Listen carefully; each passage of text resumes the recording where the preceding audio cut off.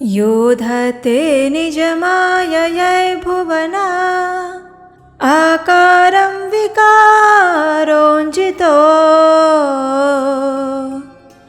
यस्याहु करुणाकटाक्षविभवौ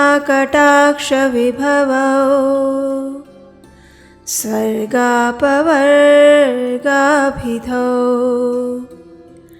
प्रत्यगबोधसुखाद्वयं हृदि सदा पश्यन्ति यं योगिनाः तस्मै शैलसुताञ्चितार्धवपुषे शश्वन्नमस्तेजसे। श्रावण मास की आज की इस शुभ प्रातः काल की वेला में हम श्रवण कर रहे हैं शिव महापुराण कथा का, और आज की कथा विशेष है। आज की कथा में हम 12 ज्योतिर्लिंग का विस्तृत वर्णन श्रवण करेंगे। तो चलिए आज की इस शिव महापुराण कथा का आरंभ करते हैं। नंदीश्वर ने कहा, हे मुने, अब तुम सर्वव्यापी भगवान शंकर के 12 अन्य ज्योतिर्लिंग स्वरूपी अवतारों का वर्णन सुनो, जो अनेक प्रकार के मंगल करने वाले हैं, और उनके नाम है सौराष्ट्र में सोमनाथ, श्रीशैल पर मल्लिकार्जुन, उज्जैनी में महाकाल, ओमकार में अमरेश्वर, हिमालय पर केदार, डाकिनी में भीमशंकर, काशी में विश्वनाथ, गौतमी के तट पर त्र्यंबकेश्वर, चिताभूमि में वैद्यनाथ, दारुकवन में नागेश्वर, सेतुबंध पर रामेश्वर और शिवालय में घूष्मेश्वर। हे मुने, परमात्मा शंभु के यही वे 12 अवतार हैं। ये दर्शन और स्पर्श करने से मनुष्यों को सब प्रकार का आनंद प्रदान करते हैं। उनमें पहला अवतार सोमनाथ का है। ये चंद्रमा के दुख का विनाश करने वाला है। इनका पूजन करने से क्षय और कुष्ठ आदि रोगों का नाश हो जाता है। यह सोमेश्वर नामक शिव अवतार सौराष्ट्र नामक पावन प्रदेश में लिंग रूप से स्थित हैं। पूर्व काल में चंद्रमा ने इनकी पूजा की थी। वहीं संपूर्ण पापों का विनाश करने वाला एक चंद्रकुंड है, जिसमें स्नान करने से बुद्धिमान मनुष्य संपूर्ण रोगों से मुक्त हो जाता है। परमात्मा शिव के सोमेश्वर नामक महालिंग का दर्शन करने से मनुष्य पाप से छूट जाता है और उसे भोग और मोक्ष सुलभ हो जाते हैं। हे तात, शंकर जी का मल्लिकार्जुन नामक दूसरा अवतार श्री शैल पर हुआ। वो भक्तों को अभिष्ट फल प्रदान करने वाला है। हे मुने, भगवान शिव परम प्रसन्नता पूर्वक अपने निवास भूत कैलाश गिरी से लिंग रूप में श्री शैल पर पधारे हैं। पुत्र प्राप्ति के लिए इनकी स्तुति की जाती है। ये जो दूसरा ज्योतिर्लिंग है, वो दर्शन और पूजन करने से महासुख कारक होता है और अंत में मुक्ति प्रदान करता है। शंकर जी का महाकाल नामक तीसरा अवतार उज्जैनी नगरी में हुआ। वो अपने भक्तों की रक्षा करने वाला है। एक बार रत्नमाल निवासी दूषण नामक असुर, जो वैदिक धर्म का विनाशक, विप्रद्रोही और सब कुछ नष्ट करने वाला था, वो उज्जैनी में जा पहुंचा। और तब वेद नामक ब्राह्मण के पुत्र ने शिवजी का ध्यान किया, और फिर शंकर जी ने तुरंत ही प्रकट होकर हुंकार द्वारा उस असुर को भस्म कर दिया। उसके बाद अपने भक्तों का सर्वथा पालन करने वाले शिव देवताओं की प्रार्थना करने पर महाकाल नामक ज्योतिर्लिंग स्वरूप से वहीं प्रतिष्ठित हो गए। इन महाकाल नामक लिंग का प्रयत्न पूर्वक दर्शन और पूजन करने से मनुष्य की सारी कामनाएं पूर्ण हो जाती हैं और अंत में उसे परम गति प्राप्त होती है। परम आत्मबल से संपन्न परमेश्वर शंभु ने भक्तों को अभिष्ट फल प्रदान करने के लिए ओमकार नामक चौथा अवतार धारण किया था। विंध्यगिरि ने भक्ति पूर्वक विधि विधान से शिव जी का पार्थिव लिंग स्थापित किया, और उसी लिंग से विंध्य का मनोरथ पूर्ण करने वाले महादेव प्रकट हुए। तब देवताओं की प्रार्थना करने पर भुक्ति और मुक्ति के प्रदाता भक्त वत्सल लिंग रूपी शंकर वहाँ 2 रूपों में विभक्त हो गए। उनमें एक भाग ओमकार में ओमकारेश्वर नामक उत्तम लिंग के स्वरूप में प्रतिष्ठित हुआ, और दूसरा पार्थिव लिंग परमेश्वर नाम से प्रसिद्ध हुआ। इन दोनों में जिस किसी का भी दर्शन पूजन किया जाए, उसे भक्तों की अभिलाषा पूर्ण करने वाला समझना चाहिए। इस प्रकार मैंने तुम्हें इन दोनों महादिव्य ज्योतिर्लिंगों का वर्णन सुनाया। परमात्मा शिव के 5वें अवतार का नाम है केदारेश। वो केदारनाथ में ज्योतिर्लिंग रूप से विराजमान है। वहाँ श्री हरि के जो नर नारायण नामक अवतार हैं, उनके प्रार्थना करने पर शिवजी हिमगिरी के केदार शिखर पर स्थित हो गए थे। वे दोनों उस केदारेश्वर लिंग की नित्य पूजा करते हैं। वहाँ शंभु दर्शन और पूजन करने वाले भक्तों को अभिष्ट वर प्रदान करते हैं। सर्वेश्वर होते हुए भी शिव इस खंड के विशेष रूप से स्वामी हैं। शिव जी का ये अवतार संपूर्ण अभिष्टों को देने वाला है। उसके बाद महाप्रभु शंभु के छठे अवतार का नाम है भीम शंकर। इस अवतार में उन्होंने बड़ी बड़ी लीलाएं की हैं और भीमासुर का विनाश किया है। कामरूप देश के अधिपति राजा सुदक्षिण शिवजी के भक्त थे। भीमासुर उन्हें पीड़ित कर रहा था। तब शंकर जी ने अपने भक्त को दुख देने वाले उस अद्भुत असुर का वध करके उनकी रक्षा की थी। फिर राजा सुदक्षिण के प्रार्थना करने पर स्वयं शंकर जी डाकिनी में भीम शंकर नामक ज्योतिर्लिंग स्वरूप से स्थित हो गए। उसके बाद विश्वेश्वर नामक 7वां अवतार काशी में हुआ। मुक्तिदाता सिद्ध स्वरूप स्वयं भगवान शिव अपनी पूरी काशी में ज्योतिर्लिंग रूप में स्थित हैं। सभी देवता कैलाशपति शिव और भैरव नित्य उनकी पूजा करते हैं। जो काशी विश्वनाथ के भक्त हैं और नित्य उनके नामों का जप करते हैं, वे कर्मों से निर्लिप्त होकर कैवल्य पद के भागी होते हैं। शिव का जो त्र्यंबक नामक 8वां अवतार है, वो गौतम ऋषि की प्रार्थना करने पर गौतमी नदी के तट पर प्रकट हुआ था। गौतम की प्रार्थना से उन मुनि को प्रसन्न करने के लिए शंकर जी प्रेम पूर्वक ज्योतिर्लिंग स्वरूप से वहां अचल होकर स्थित हो गए। उन महेश्वर का दर्शन और स्पर्श करने से सारी कामनाएं सिद्ध होती हैं और उसके बाद मुक्ति भी मिल जाती है। शिव जी के अनुग्रह से शंकर प्रिया परम पावनी गंगा गौतम के स्नेहवश वहां गौतमी नाम से प्रवाहित हुई थी। उसमें 9वां अवतार वैद्यनाथ नाम से प्रसिद्ध है। इस अवतार में बहुत से विचित्र लीलाएं करने वाले भगवान शंकर रावण के लिए आविर्भूत हुए थे। उस समय रावण द्वारा अपने लाए जाने को ही कारण मानकर महेश्वर ज्योतिर्लिंग स्वरूप में चिता भूमि में प्रतिष्ठित हो गए और उस समय से वे त्रिलोकी में वैद्यनाथेश्वर नाम से विख्यात हुए। भक्ति पूर्वक दर्शन और पूजन करने वाले को वे भोग और मोक्ष प्रदान करते हैं। जो लोग इन वैद्यनाथेश्वर शिव के महात्म्य को पढ़ते अथवा सुनते हैं, उन्हें यह मुक्ति और मुक्ति का भागी बना देता है। तत्पश्चात आता है 10वां नागेश्वर अवतार। ये अपने भक्तों की रक्षा के लिए प्रादुर्भूत हुआ था। ये सदैव दुष्टों को दंड देता है और इस अवतार में शिवजी ने दारुक नामक राक्षस को, जो कि धर्म घाती था, उसे मारकर वैश्यों के स्वामी और सुप्रिया नामक भक्त की रक्षा की थी। उसके बाद भगवान शंभु लोगों का उपकार करने के लिए अंबिका सहित ज्योतिर्लिंग स्वरूप से वहां स्थित हो गए। नागेश्वर नामक उस शिवलिंग का दर्शन और अर्चन करने से राशि के राशि महान पाप कर्म भी नष्ट हो जाते हैं। शिवजी का 11वां अवतार है रामेश्वर अवतार। वो श्री रामचंद्र का प्रिय करने वाला है। उसे श्री राम ने ही स्थापित किया था। जिन भक्त वत्सल शंकर ने परम प्रसन्न होकर श्री राम को प्रेम पूर्वक विजय का वरदान दिया, वे ही लिंग रूप में आविर्भूत हो गए। तब श्री राम के अत्यंत प्रार्थना करने पर वे सेतु बंध पर ज्योतिर्लिंग रूप से स्थित हो गए। उस समय श्री राम ने उनकी भली भांति सेवा पूजा की। रामेश्वर की अद्भुत महिमा की भूतल पर किसी से तुलना नहीं की जा सकती। ये सर्वदा भुक्ति और मुक्ति की प्रदायिनी और भक्तों की कामना पूर्ण करने वाली हैं। जो मनुष्य सद्भक्ति पूर्वक रामेश्वर लिंग को गंगा जल से स्नान कराएगा, वो जीवन मुक्त हो जाएगा। वो इस लोक में जो देवताओं के लिए भी दुर्लभ है, ऐसे संपूर्ण भोगों को भोगने के बाद परम ज्ञान को प्राप्त होगा। उसके बाद आता है घूष्मेश्वर अवतार, जो कि शंकर जी का 12वां अवतार है।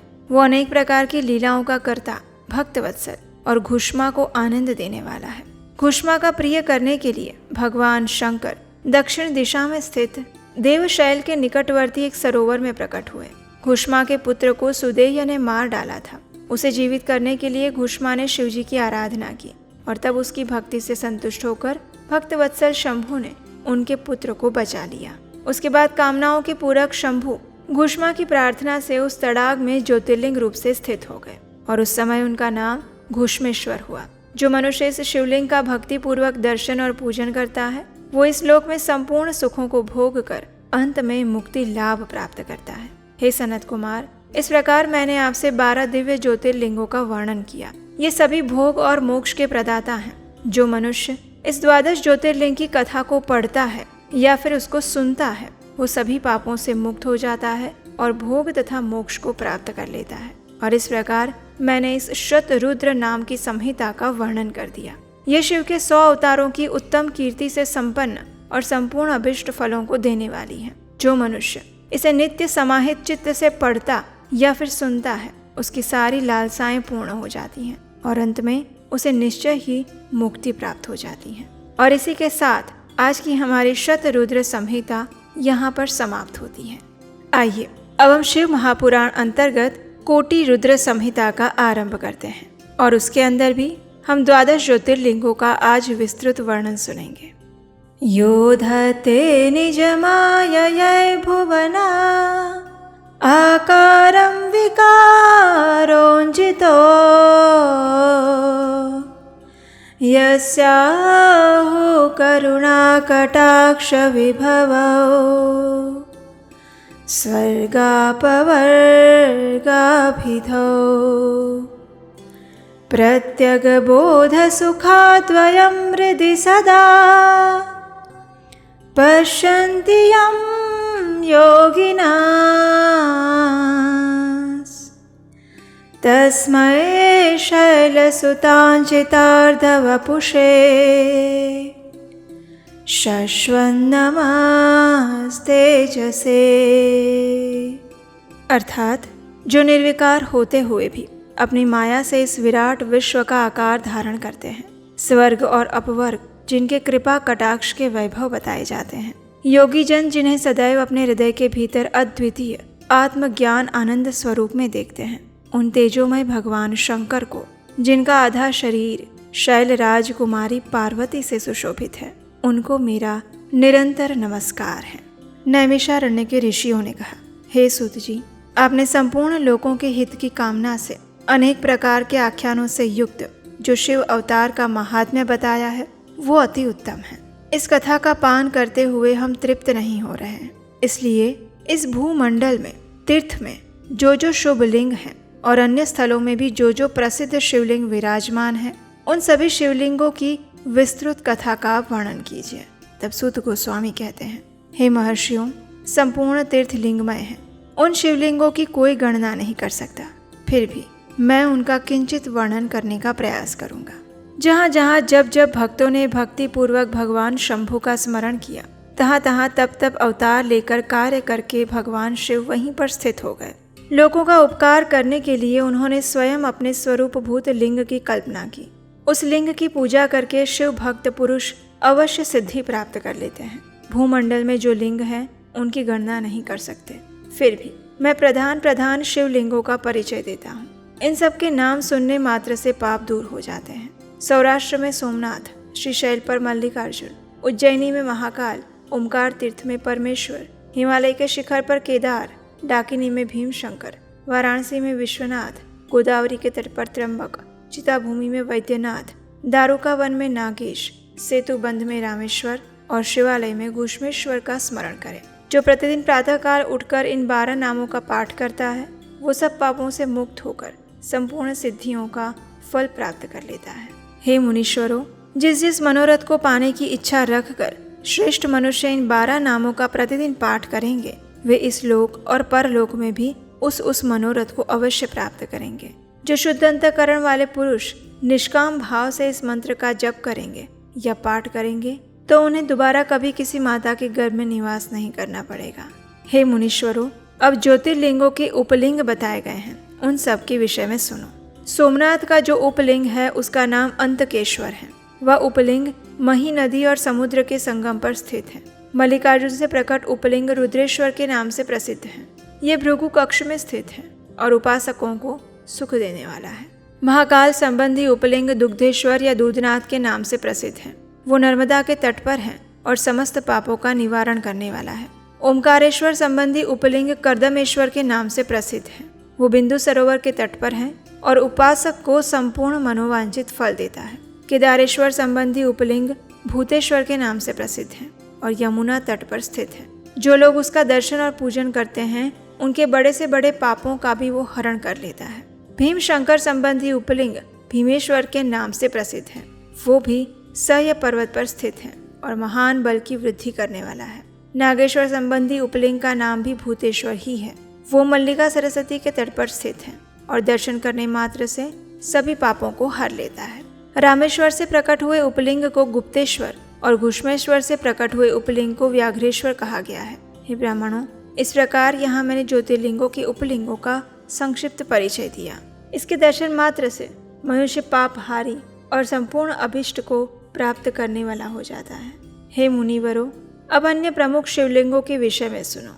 गंगा जी के तट पर मुक्तिदायिनी काशीपुरी प्रसिद्ध है। वो भगवान शिव की निवास स्थली बताई गई है। उसे शिवलिंगमयी ही समझना चाहिए। इतना कहकर सूत गोस्वामी ने काशी के अनेक प्रकार के शिवलिंगों के विषय में बताया और उनका वर्णन करते हुए अत्रीश्वर की कथा के प्रसंग में ये बताया कि अत्रि पत्नी अनसुया पर कृपा करके गंगा जी वहाँ पधारी थी और फिर अनसुया ने गंगा जी से सदैव वहाँ निवास करने के लिए प्रार्थना की। जब माता अनसुया ने गंगा देवी को वहाँ रुकने के लिए कहा तब गंगा जी ने कहा, हे अनसुये, अगर तुम 1 वर्ष तक की हुई शंकर जी की पूजा और पति सेवा का फल मुझे दे दोगी तो मैं देवताओं का उपकार करने के लिए यहाँ सदैव स्थित रहूंगी। पतिव्रता का दर्शन करके मेरे मन को जैसी प्रसन्नता होती है वैसी दूसरे उपायों से नहीं होती। हे सती अनसुये, ये मैंने तुमसे सत्य कहा है। पतिव्रता स्त्री का दर्शन करने से मेरे पापों का नाश हो जाता है और मैं विशेष शुद्ध हो जाती हूँ, क्योंकि पतिव्रता नारी पार्वती के समान पवित्र होती है। इसलिए यदि तुम जगत का कल्याण करना चाहती हो और लोकहित के लिए मेरी मांगी हुई वस्तु मुझे देती हो तो मैं अवश्य यहाँ स्थित रूप से निवास करूँगी। गंगा जी की ऐसी बात सुनकर पतिव्रता अनसुया ने वर्ष भर का वो सारा पुण्य उन्हें दे दिया। अनसुया के पतिव्रत संबंधी उस महान कर्म को देखकर भगवान महादेव जी प्रसन्न हो गए और पार्थिव लिंग से तत्काल प्रकट होकर उन्होंने साक्षात दर्शन दिए। शंभु ने कहा, हे साध्वी अनसुये, तुम्हारा यह कर्म देखकर मैं बहुत प्रसन्न हूँ। हे प्रिय पतिव्रते, वर मांगो, क्योंकि तुम मुझे बहुत प्रिय हो। उस समय वे दोनों पति पत्नी अद्भुत सुंदर आकृति और पंचमुख आदि से विभूषित भगवान शिव को वहां प्रकट हुआ देखकर बड़े विस्मित हो गए। उन्होंने हाथ जोड़कर नमस्कार करके भगवान की स्तुति करते हुए कहा, हे देवेश्वर, यदि आप प्रसन्न हैं और जगदम्बा गंगा भी प्रसन्न हैं तो आप इस तपोवन में निवास कर लीजिए और समस्त लोगों के लिए सुखदायक हो जाइए। और तब गंगा और शिव दोनों ही प्रसन्न होकर उस स्थान पर जहाँ वे ऋषि शिरोमणि रहते थे प्रतिष्ठित हो गए और इन्हीं शिव का नाम अत्रीश्वर पड़ा। और इसके साथ ही हमारी आज की शिव महापुराण कथा समाप्त होती है। इसी कथा की अगली कड़ी के साथ हम आपसे मिलेंगे कल प्रातःकाल आपके अपने चैनल उपदेशाष्टकम पर। शिव महापुराण की ये कथाएं आपको कैसी लग रही हैं? आपके प्रतिभाव हमें नीचे कमेंट बॉक्स में लिखकर अवश्य बताइएगा। और अगर आप इन 12 ज्योतिर्लिंगों में से किसी भी एक स्थान पर रहते हैं या आपने उनके दर्शन किए हैं तो भी आप हमारे साथ ये बात कमेंट में साझा ज़रूर कीजिएगा। आपके कमेंट्स पढ़ना हमें अच्छा लगता है। हरे कृष्णा।